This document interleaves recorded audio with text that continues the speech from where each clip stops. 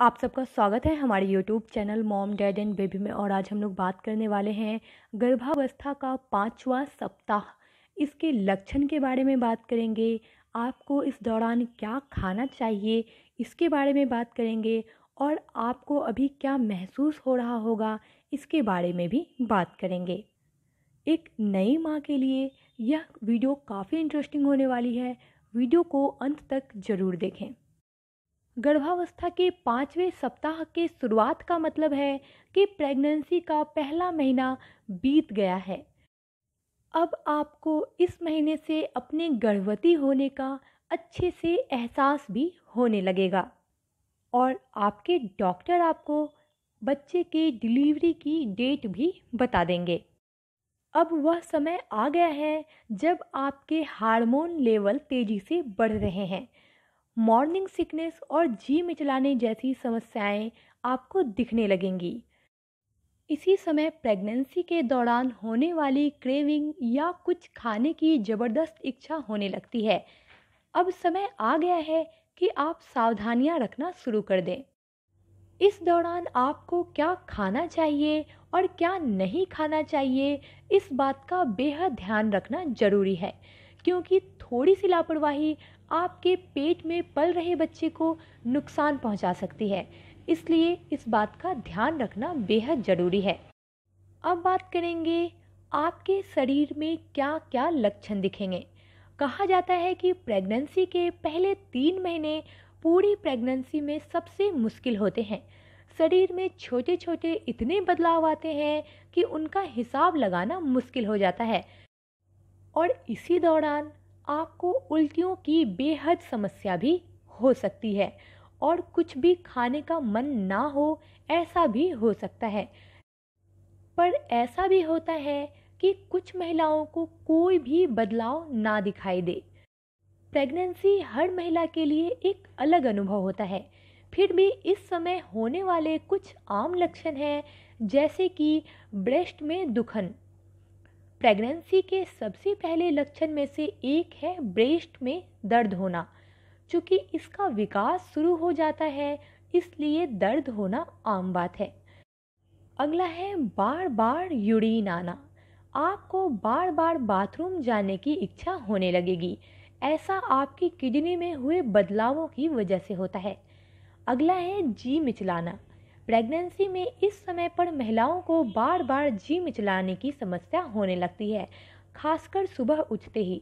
इसलिए इसे morning sickness भी कहा जाता है। आपके साथ ऐसा भी हो सकता है कि जिस चीज़ों से आपको सुगंध आती थी, अब उन चीज़ों से ही आपको दुर्गंध आने लगे। यह सब प्रेगनेंसी में होना एक आम बात है। अगला है थकान। 5वें हफ्ते में अचानक बहुत थकान और कमजोरी महसूस होने लगती है। शरीर को आराम की ज़रूरत होती है। ऐसे में थोड़े थोड़े अंतराल पर कुछ देर के लिए नींद लेनी जरूरी है। डाइट पर भी ध्यान देने की आवश्यकता है, ताकि शरीर में ब्लड शुगर लेवल कम ना हो जाए और आपको एनर्जी मिलती रहे। अगला है क्रैम्प्स। शरीर में हार्मोन्स के उतार चढ़ाव और पानी की बढ़ती ज़रूरत की वजह से पैरों में क्रैम्प्स या ऐंठन की समस्या हो सकती है। यह एक सामान्य समस्या है, इससे घबराएं नहीं और अपने शरीर को हाइड्रेट रखें। आपके सीने में और पेट में जलन भी हो सकती है, इसके लिए आप सौंफ का और पानी का ज़्यादा मात्रा में सेवन करें। हल्की ब्लीडिंग होना। इस समय कभी कभी हल्की ब्लीडिंग नजर आती है। आपके शरीर में भ्रूण अपनी जड़ें जमा रहा है, इसलिए बहुत थोड़ी मात्रा में ब्लीडिंग आना सामान्य है, लेकिन ज़्यादा हो तो फौरन डॉक्टर से संपर्क करें। अगला है मूड में उतार चढ़ाव। चूँकि आपका शरीर अपनी सामान्य स्थिति में अब नहीं है, वहीं हार्मोन्स लेवल कम ज़्यादा होना भी आपके मूड को प्रभावित करता है। इसलिए रिलैक्स रहें और खुश रहने की कोशिश करें। आप चाहे तो म्यूजिक सुन सकते हैं या फिर आप कोई खेल खेल सकते हैं। अगर आपका मन किताबों में लगता है तो आप किताबें भी पढ़ सकते हैं। अपने आप को बिजी रखें और खुश रहने की कोशिश करें। अगला है शरीर में बदलाव। अभी भी आपके शरीर में कुछ खास बदलाव नहीं दिखेंगे। पेट का आकार भी आपको बढ़ा हुआ महसूस होगा, लेकिन और लोग बिना बताए नहीं पहचान पाएंगे कि आप गर्भवती हैं। इसके अलावा पिछले हफ्तों की तरह आपको अपने ब्रेस्ट में भारीपन और दर्द महसूस होगा, थकान और कमजोरी महसूस होने लगेगी, शरीर का तापमान कुछ ज़्यादा रहेगा, चीज़ों को सूंघने की क्षमता बढ़ जाएगी, हार्मोन्स का उतार चढ़ाव जारी रहेगा जो बार बार मूड बिगड़ने के रूप में दिखाई देगा। अब बारी आती है अल्ट्रासाउंड की। अगर आप अभी अल्ट्रासाउंड कराती हैं तो आपको बस एक काला घेरा सा दिखाई देगा। यह ठीक चौथे सप्ताह की तरह ही है।